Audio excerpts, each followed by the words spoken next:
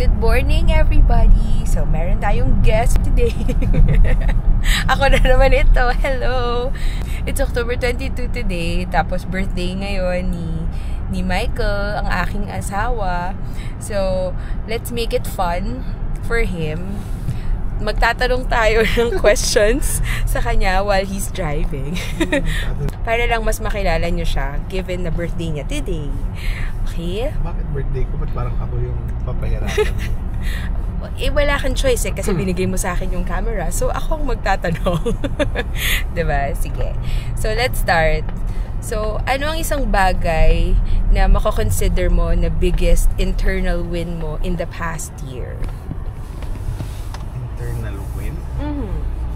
Siguro, like I would say before na at least in the future, walang regret dahil lahat siguro nung gusto kong gawin, sinubukan ko. At least, kung ano man mangyari.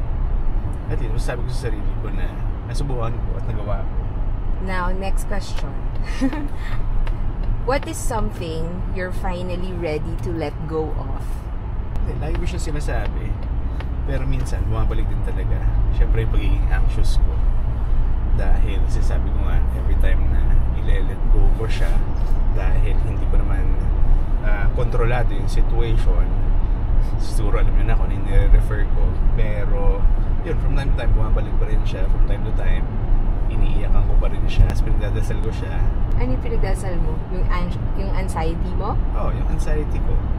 Yung mga concerns ko. Alright, next.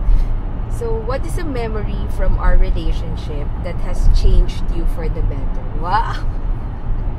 Ba't ang lalim naman diba? ang tanong mo? Oo. Saan ba nakuha yan?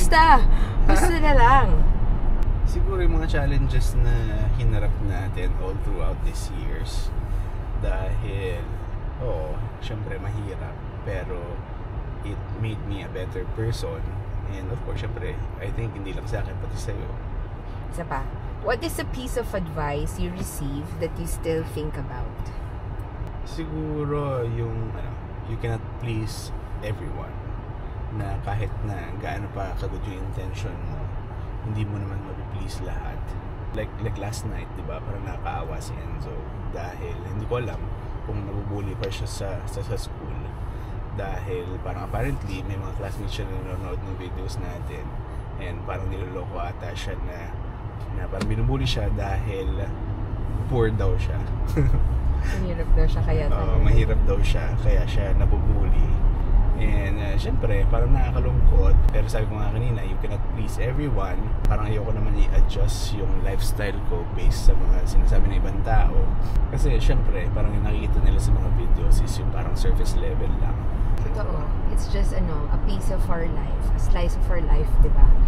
Na mga pinagdadaanan natin. Pero hindi naman kasi para sa kanila din kaya natin ginagawa tong videos na to. It's really more for our parang in the future, pag lumaki-laki na sila Enzo, makikita nila na ano ba yung childhood nila.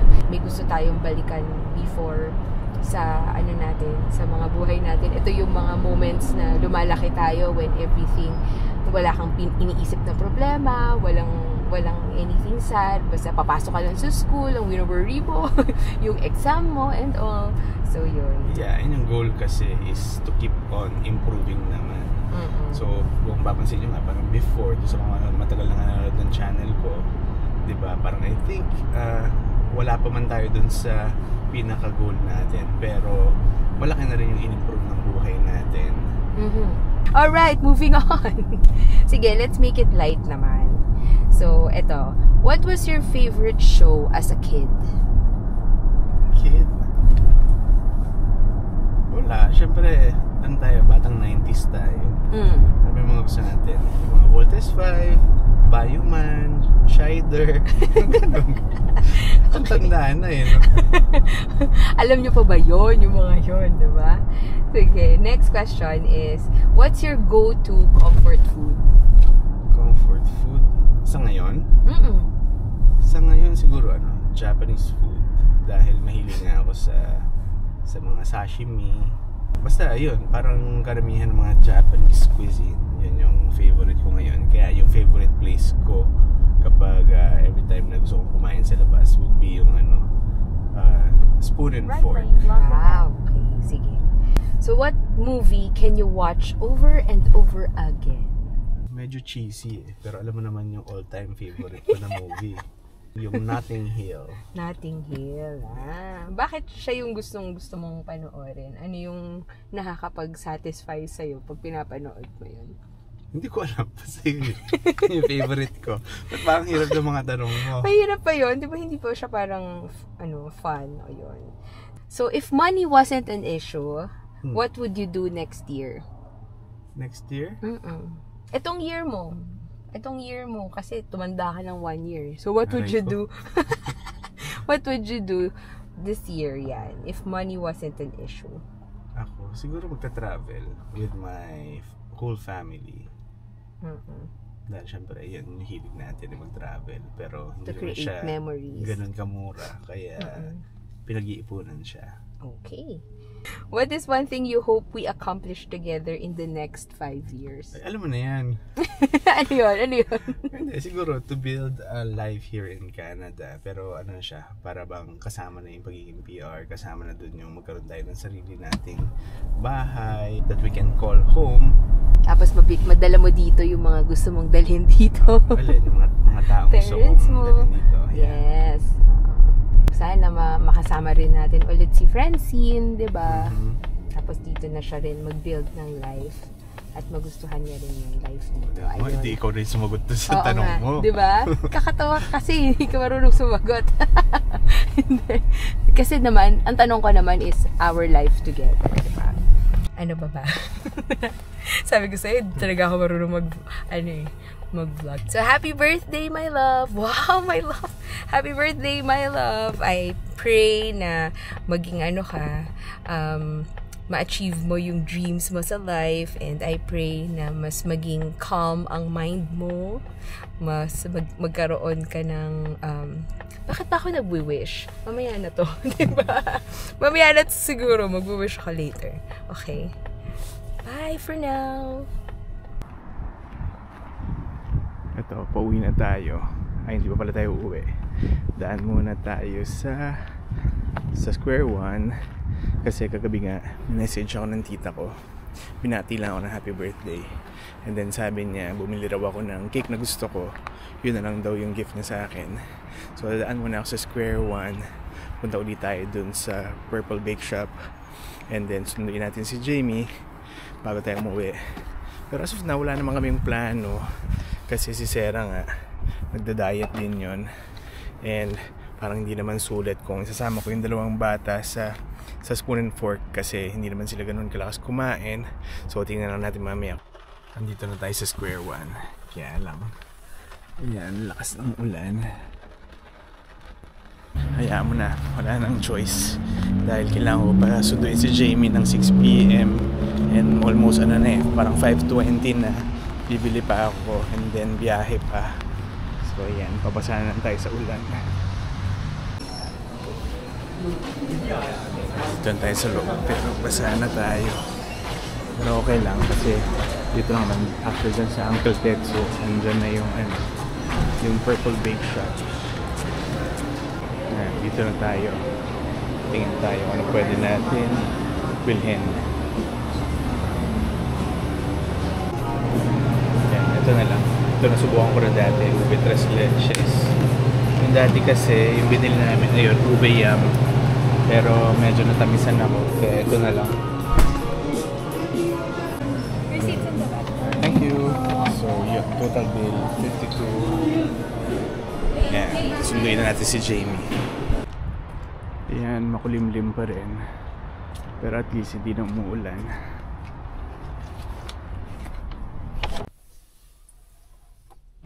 Si Madam. Oh, sa likod ako po? Hindi. Driver ka lang. Papakita ko lang sa'yo. Or lagay mo lang tong cake sa likod? Ha? Oo, unless gusto mo siya yung umupo sa harapan. Kala ko hawakan mo, baka mamaya kasi matapon. Hawakan ko.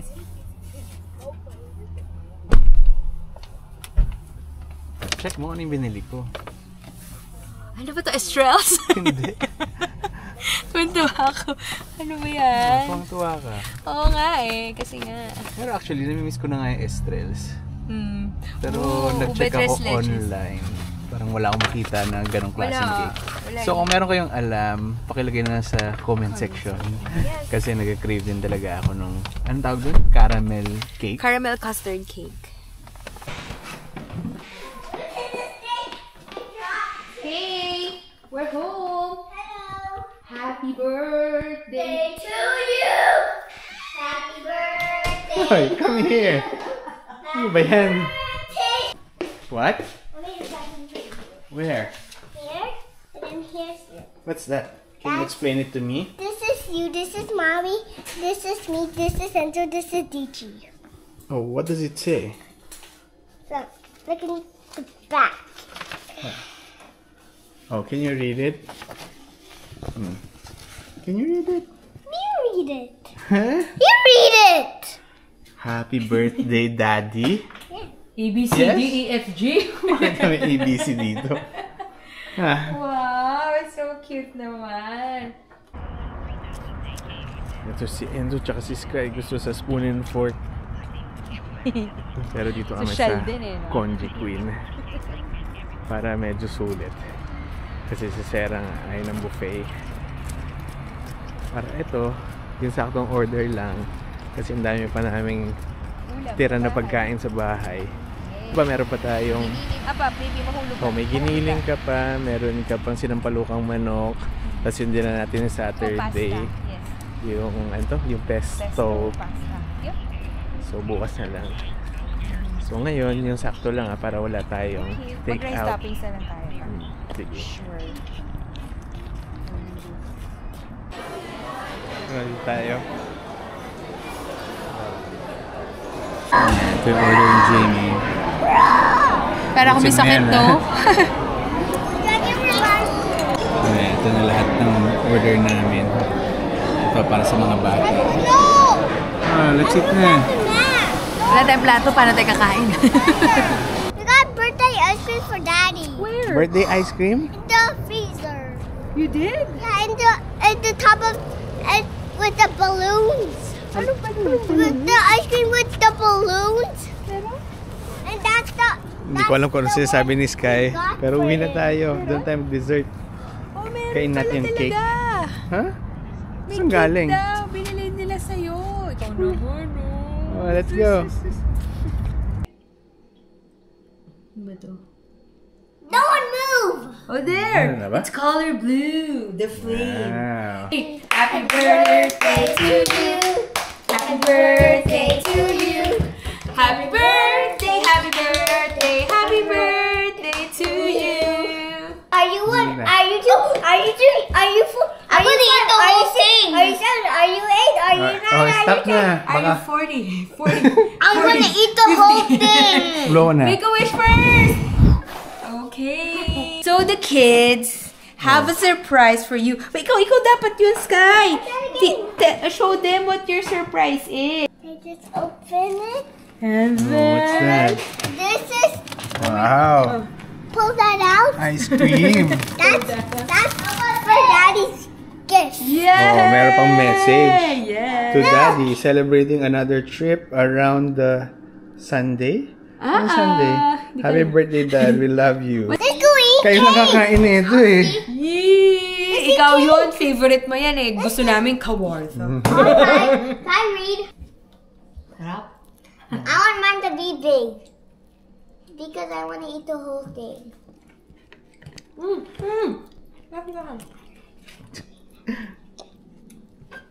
Oh, how is it? Good? Yeah.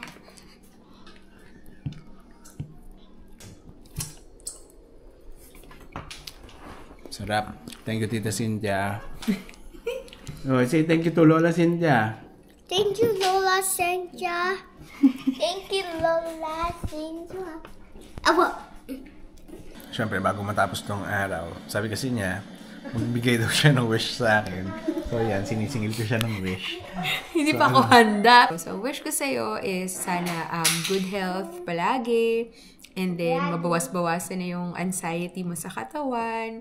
And then, syempre, success pa rin sa work mo. And then, success din sa love life natin. Yes. I mean, more years to be with you. Kasi syempre, ngayon pa lang natin binibuild yung story natin dito sa Canada. And hopefully, marami pang years na magsasama tayo together. Wow.